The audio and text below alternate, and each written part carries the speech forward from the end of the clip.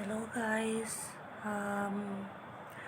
day 4 ng isolation ko sa radioactive iodine ko. Pero first day ko now na nag-video. Samahan niyo po ako.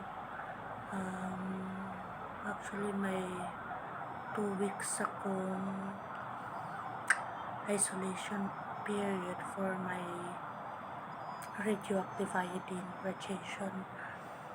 Nag-take ako ng nuclear med noong August to Friday.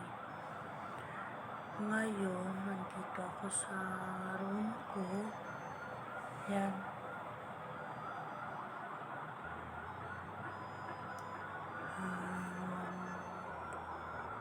Walang masyadong magbabasa-basa ako ng a prayer companion straight from the heart. Siya?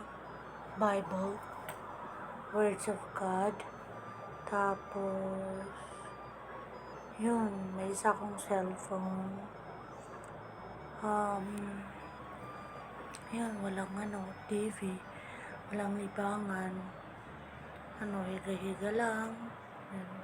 At least medyo comfortable yung room ko kasi nga hindi mainit. Pero yun, walang ganong libangan, cellphone lang, nood ng movies, tawag sa friends, tapos yun, babasa ng libro to pass time para hindi masyadong ma-bored. Kakaloka pala guys yung isolation. I can't imagine kasi hindi ako na isolate nung kasagsagan ng COVID. Ngayon, naramdaman ko siya kung paano ma-isolate, tapos buong 2 weeks pa. At least yung COVID, 1 week lang ata, 3 days. Hindi ko alam, hindi ko na masyadong yun. Dinadala na ko dito ng pagkain from morning, lunch, and dinner. Before, magluluto muna, tapos dadalhin nila yung food ko dyan sa pinto. Tapos after that, pag okay na, aalis yung magdadala, saka tatawag sa akin o magte-text na andyan na yung food, saka ako lalabas para kukunin lang yung food ko. Then yun, pabalik ulit, sara. Ganito yung ganito yung day to day life ko mula day 1. Ngayon 4 days na ako, nakaka 4 days na ata ako. Hindi ko na alam paano mag-cook kasi medyo nakaka-bore, walang masyadong magawa. Naglalakad-lakad ako guys dyan, dito hanggang ganyan, balik-balik, papalik-balik para may konting exercise. Tapos gapon yun, nakaupo lang, nahiga. Malungkot, nakaka-depress.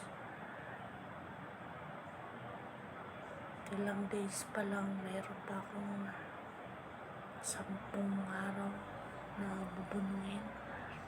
Sana makaya ko. Minsan-minsan tumitingin ako dito sa bintana ko pag araw, nanonood ng mga sasakyan.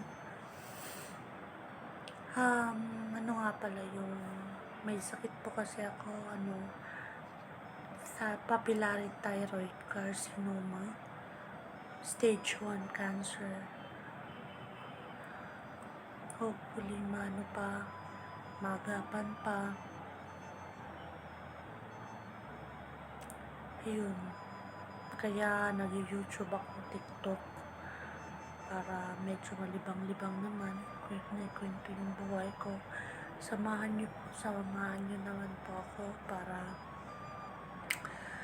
mag-pass time, para makayanan ko.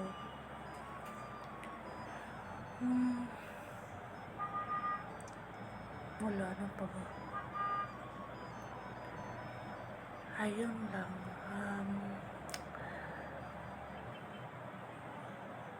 Salamat sa magla-like. Salamat sa manonood. Thank you. Bukas ulit update ko kayo kung yung araw ko naman. Sige. Bye-bye guys.